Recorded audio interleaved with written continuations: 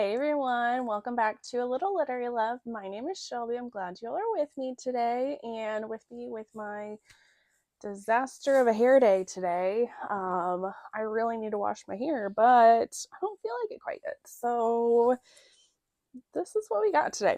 Anyway, so this is going to be my May wrap up. Yes. I don't even know what month it is. Oh my god. Yeah, end of May my end of May wrap up. I read a lot of books in May.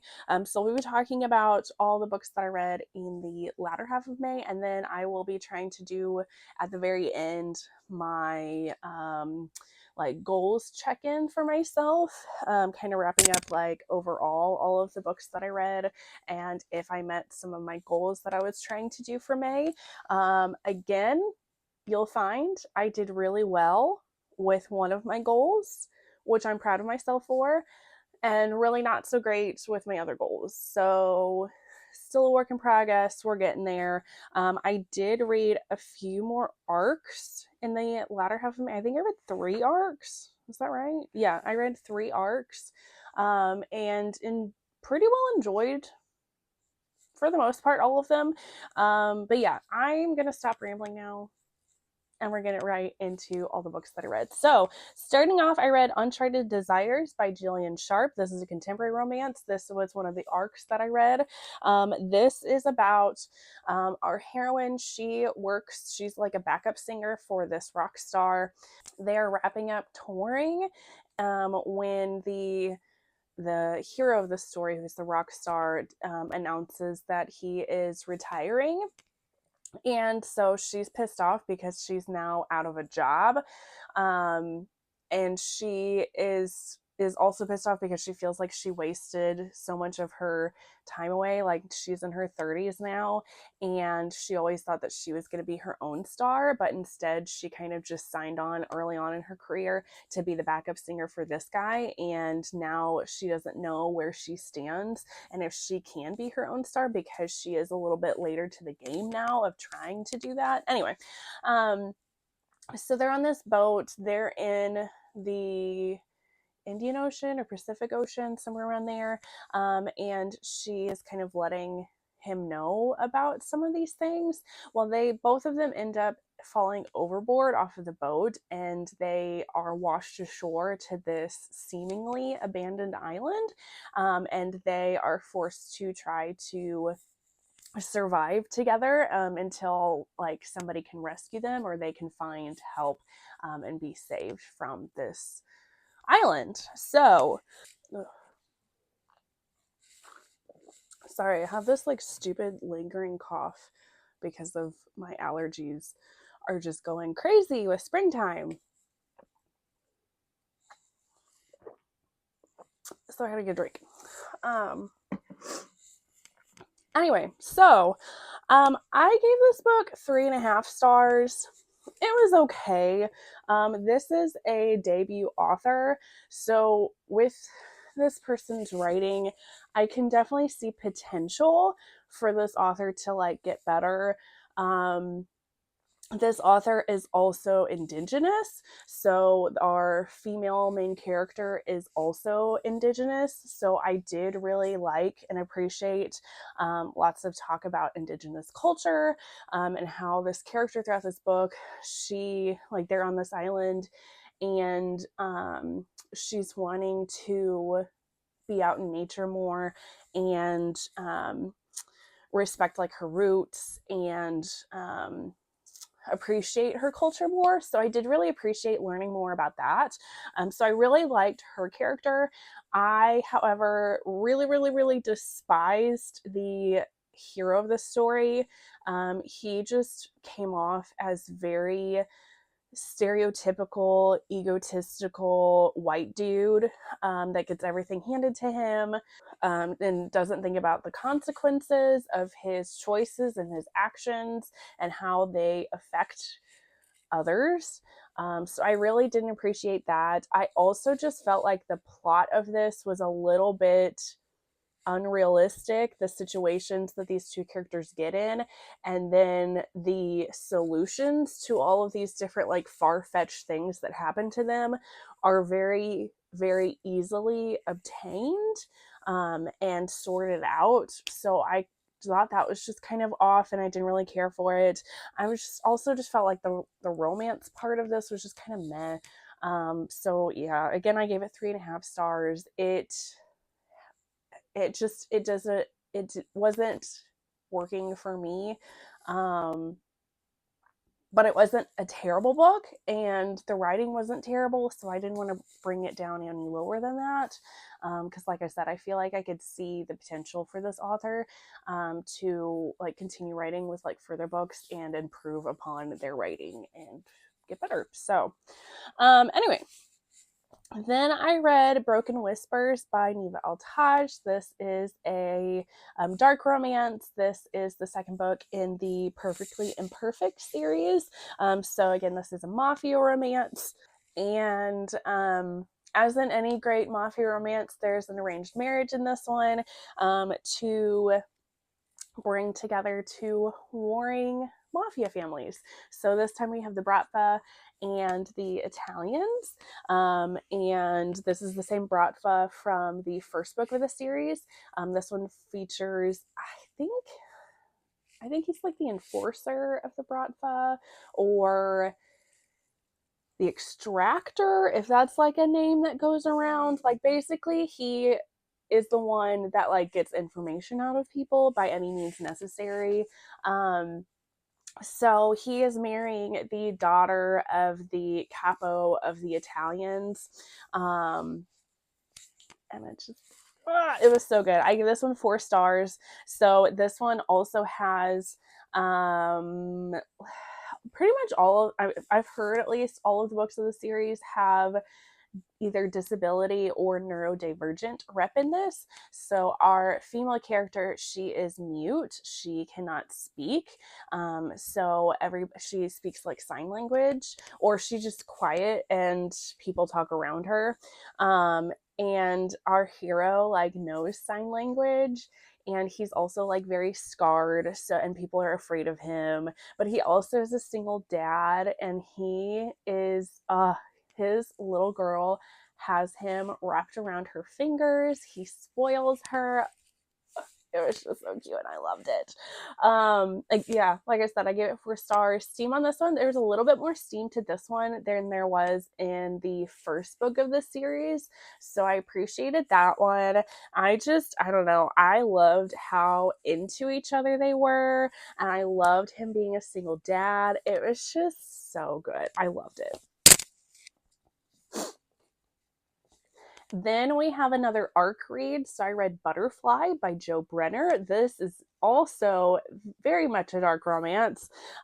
So this also is a like sort of a bully romance, and I'll say sort of, like we'll get to that. So this is about our two main characters of the story. They meet when their parents are introducing them to each other because their parents are getting married. So they become step siblings and they move in together.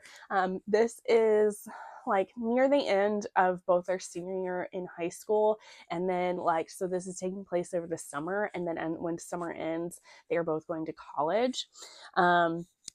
So our hero of this story is pissed off at her because when he saw her before he was introduced to her, and was immediately attracted to her and knew that he wanted to make her his. Then he finds out that she is his new stepsister and that he can't do that. So he's ticked off that he can't have her now. And so he decides to take his frustrations off on her. So there's where the bully kind of stuff comes in. Then later on, and it's not like super duper later on, this is still pretty close in the beginning of the story, there is a prank that kind of goes a little bit farther than what he was wanting to, that some of his friends did to her, and he's not okay with that, and he kind of just has this like epiphany moment, and he just goes fuck it, he doesn't care what anybody else thinks, and he follows her to college, and he's like, I don't care now. I'm going to stop bullying her and I'm going to make her mine because I like her so much. She's going to be my girl and that's going to be it. So then he goes on through like them being at college trying to convince her that they should be together. So I loved this book. I gave it 4 stars. I was very surprised by how much I liked this book because our hero of the story is definitely a character that I should hate. Like, he does a lot of bad things in this one. So, like, the bullying part of it, honestly, I was okay with because it was a very minor part of this story. And the bullying that goes on felt more like just like pranks that they do.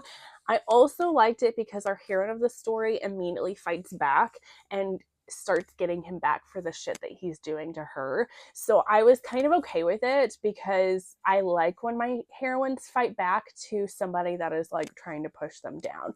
And it wasn't so crazy like that he was like trying to ruin her reputation. Sorry, I had to answer a phone call from my mom. Anyway, what was I saying?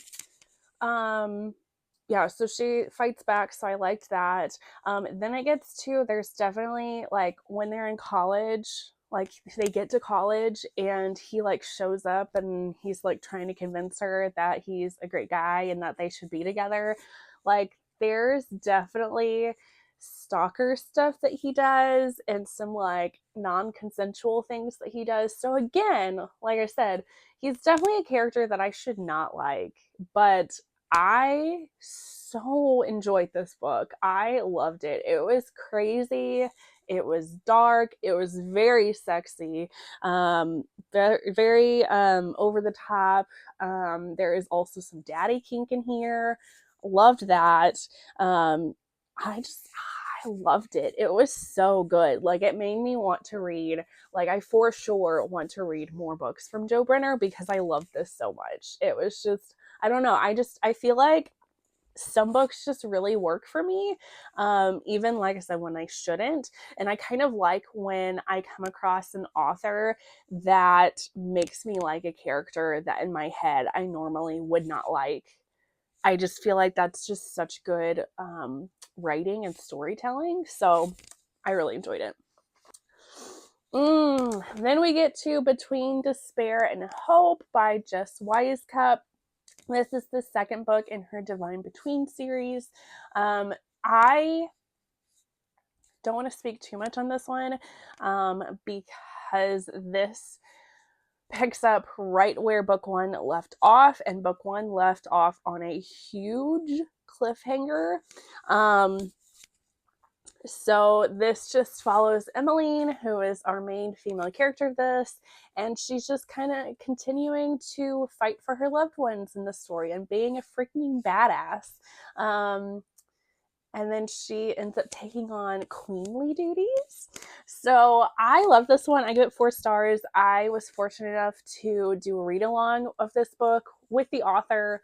And Jess Wisecup is such an amazing person. I really love her, and just being in this group chat with her and talking more to her just solidified what an amazing person she is and how much more I want to support her.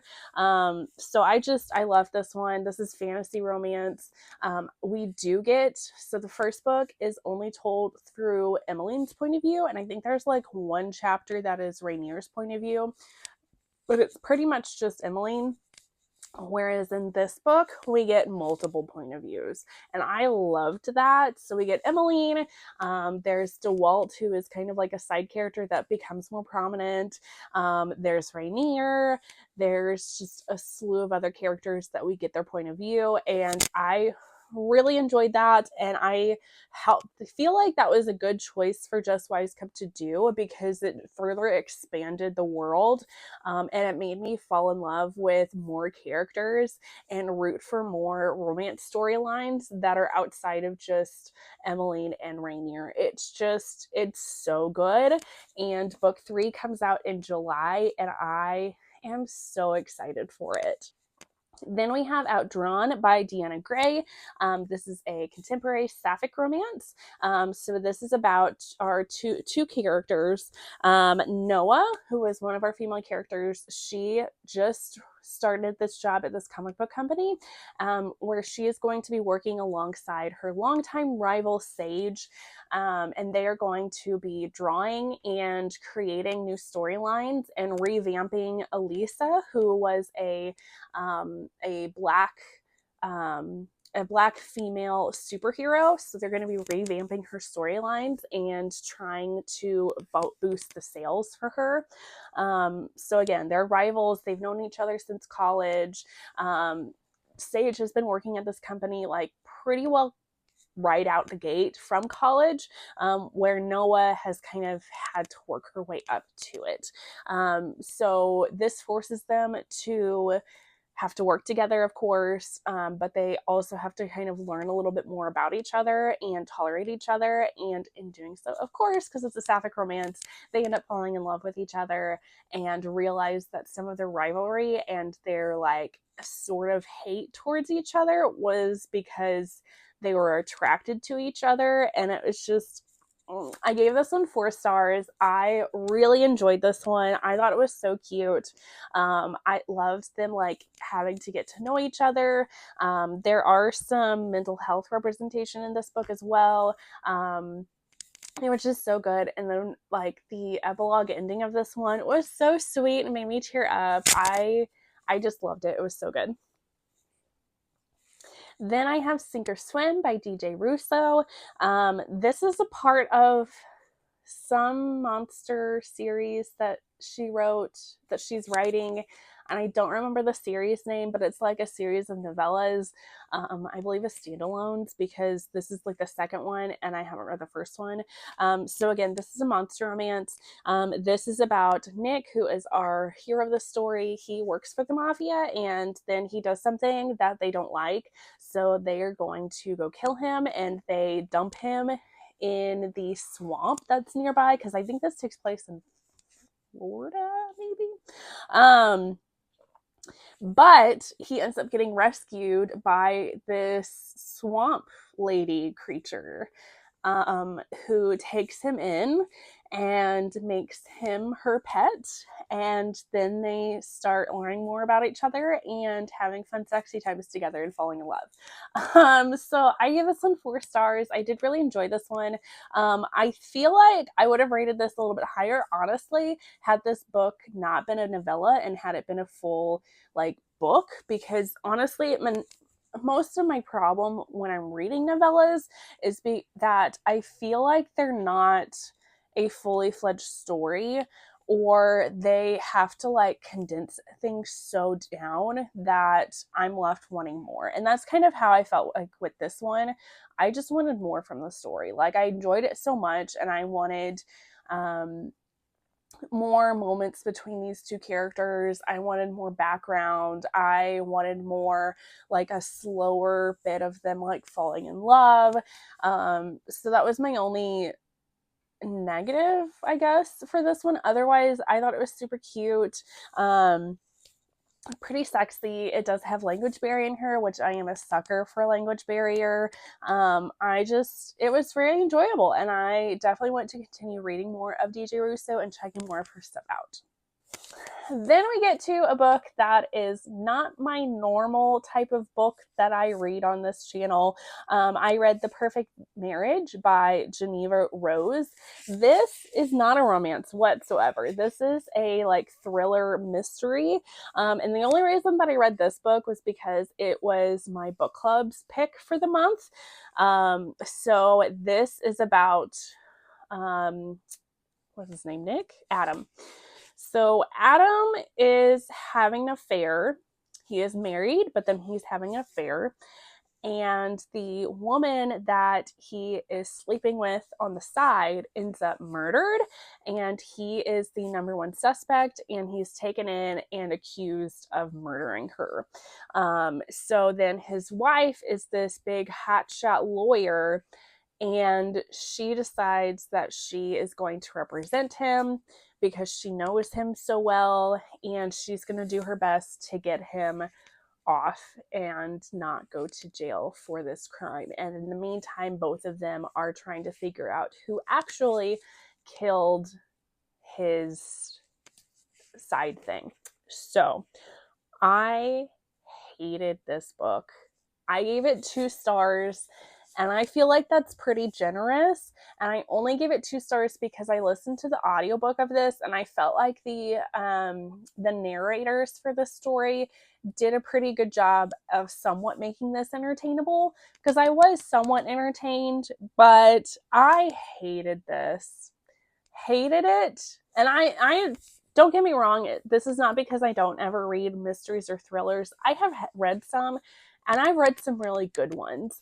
I do not consider this a good one. I knew right from the beginning who actually killed this woman. And I also just felt like none of the characters were likable, and I need a story. I am very much a character reader. I love characters. I love character growth. That is like my favorite thing about stories. So if I'm reading a story or I don't like any of the main characters, it's not going to be a book for me. And that is definitely the case with this one. I felt like the wife of this one was just, she's very full of herself, very stuck up. She's kind of a bitch, honestly. Didn't really like her. And then Adam was just this like two-faced kind of guy. Like there's a moment where before he finds out that his mistress was murdered, he's with his wife, and she tells him that, no, what is it? Oh, she tells him that she wants to try for a baby. And right before that happens, like he's with his mistress and he's like, yeah, I'm in love with you. I'm going to break it off with my wife and we're going to be together. And then as soon as he gets with his wife and she says that she wants to try for a baby, he's like, oh yeah, I love you, babe. I'm definitely not going back to her. Like, it's just, he's also an idiot. And I just really did not like this one. If I am going to be reading any thrillers, I will not be picking up another book from this author, to be honest, because I just did not like this whatsoever. And then there was honestly only one girl in my book club that liked this. All the rest of us hated it. It was terrible. I'm sorry, but it was just not good. Then the last book that I read for May is going to be Undulate by Elodie Hart. This is the second book in her Alchemy series.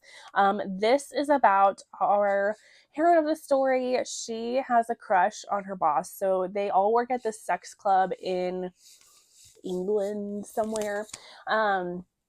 She manages like social media for the club, and her boss is part owner of this club, and he manages more like the financial aspect of it. He is a widower and he has 2 girls, and he has like not been with anybody since his wife passed. So she has a crush on him, and she is wanting to kind of help him like loosen up, and explore some things in like the sex club and just kind of have some fun with her. So they get into this like arrangement of sorts where they have sexy times together, and of course, because it's a romance in the process, they fall in love. I gave this one 4 stars. There were bits of this that I was kind of like meh on, but overall I did really enjoy this one. I kind of felt like the love story aspect of this was not as believable. The sexy times were great, like A+, they were great. And there were some really more sweet moments of this, especially like him with his girls, like as a father, and they were all still kind of dealing with their grief of the passing of his wife. And then there are some more like kind of spiritual elements of this that I kind of appreciated, where he felt like they were getting signs from his wife, and at the end he feels like he gets this sign from his wife that gives him her blessing to be with this girl. And I don't know, I thought that was really sweet as well. Wasn't like, I don't know, like I said, I still give it 4 stars, so it was really good. There was just elements when I was reading this that I felt like this was trying to emulate Sarah Kate's Sex Club book, and it just wasn't as well executed, because I am a huge Sarah Kate stan. I love her books, and it just didn't quite hit to the same level there, but it was still pretty good.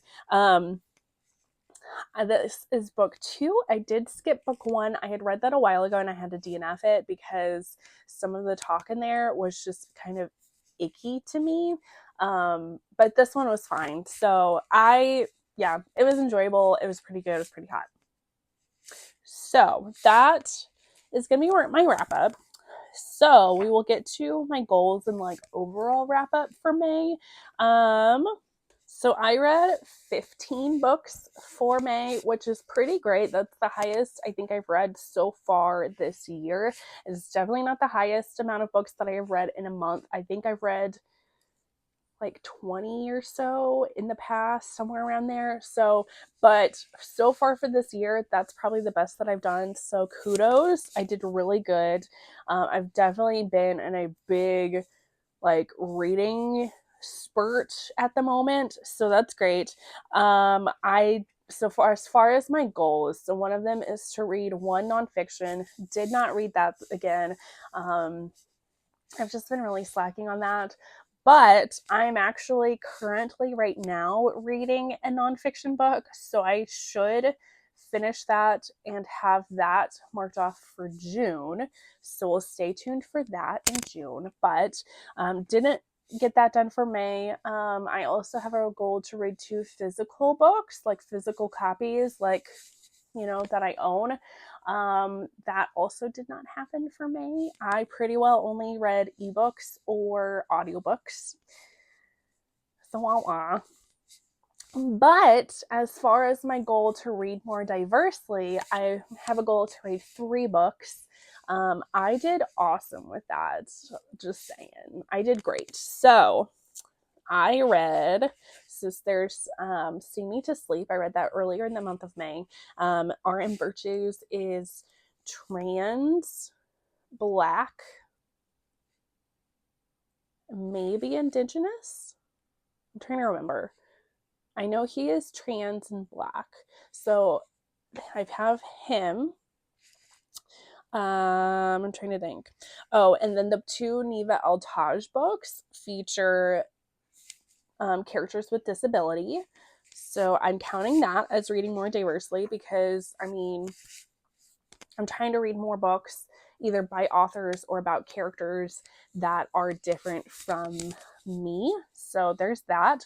Oh, and then I read Rhapsody by Kenya Wright. She is a Black author. Uncharted Desires, that is an Indigenous author. Outdrawn by Deanna Grey. She's a Black author. And I think that is it. So that is 1, 2, 3, 4, 5, 6. Oh, I forgot to count. Then I also read The Viscount Made Me Do It by Diana Quincy. She is Palestinian. So that's 6, 7. So I far surpassed my goal of reading 3 diverse books. I read 7. So yay! I'm super excited. And I am going to be continuing this and trying to read more Black authors, Latinx. I'm totally screwing that up. Latin authors, Asian, trans, more neurodivergent storylines, or more books with characters with disabilities or chronic illness. Or one thing I do want to try to work on that I have not, I want to try to read more authors, like LGBTQ authors, more authors that identify as gay, like male authors that identify as gay and are writing gay storylines, or more like non-binary authors. I haven't read a ton of those, so I want to try to read some more and put those more in my wheelhouse. So yeah, so definitely improving on that goal, and I want to continue to improve on that goal. So Yeah, I feel like I had a really great reading month, and I'm really proud of myself for the books that I read. And overall, I really enjoyed the books that I read. So that is going to be end for this video. If you like this video, make sure to hit the thumbs up button and subscribe if you haven't already. And of course, comment down below with some of your favorite books that you read in the month of May. I really enjoy hearing from you guys. But yeah, so otherwise, that is going to be it. And I will see you on the next one. Bye, guys.